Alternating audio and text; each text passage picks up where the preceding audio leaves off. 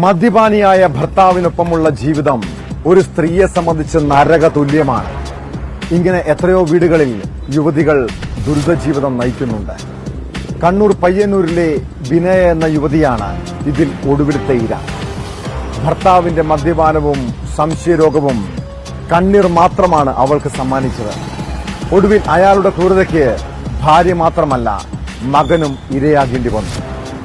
ഭാര്യയെയും മകനെയും വെട്ടിപ്പരിക്കേൽപ്പിച്ച കേസിൽ ഏഴിമല സ്വദേശി രാജേഷിനെ പോലീസ് അറസ്റ്റ് ചെയ്തു. ഗാർഹിക പീഡനത്തിന് പരാതി നൽകിയതും ഭാര്യയിലുള്ള സംശയവുമാണ് ആക്രമണത്തിന് കാരണമെന്ന് പോലീസ് പറയുന്നു.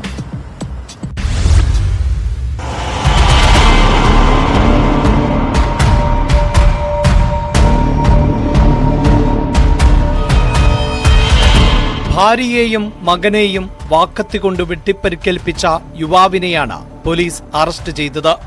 ഏഴിമല നരിമടയിലെ യുവതിയെയും 5 വയസ്സുള്ള മകനെയുമാണ് കൊലപ്പെടുത്താൻ ശ്രമിച്ചത്.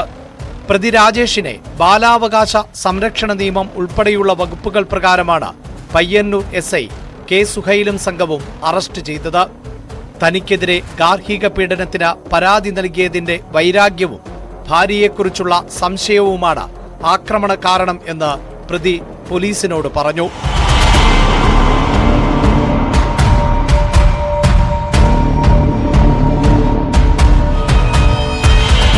വാക്കേറ്റത്തിനിടെ ഭാര്യയെ തടഞ്ഞുവെച്ച രാജേഷ് വാക്കത്തികൊണ്ട് വെട്ടിപ്പരിക്കേൽപ്പിക്കുകയായിരുന്നു. ഇത് കണ്ട് കരഞ്ഞു നിലവിളിച്ചപ്പോഴാണ് മകനെയും കഴുത്തിനു വെട്ടി പരിക്കേൽപ്പിച്ചത്. ഇരുവരും പരിയാരത്തെ കണ്ണൂർ ഗവൺമെന്റ് മെഡിക്കൽ കോളേജ് ആശുപത്രിയിൽ തീവ്രപരിചരണ വിഭാഗത്തിൽ ചികിത്സയിലാണ്. ആശുപത്രിയിൽ കഴിയുന്ന യുവതിയിൽ നിന്ന് മൊഴിയെടുത്ത ശേഷമാണ് പോലീസ് കേസെടുത്ത് പ്രതിയെ അറസ്റ്റ് ചെയ്തത്. താനും മക്കളും പ്രതിയുടെ വീട്ടിൽ നിന്ന് മാറി താമസിക്കുന്നതിലുള്ള വിരോധത്തിൽ കൊല്ലാൻ കരുതിക്കുട്ടിയുള്ള ശ്രമമാണ് നടത്തിയത് എന്ന് യുവതി പോലീസിന് നൽകിയ മൊഴിയിൽ പറയുന്നു.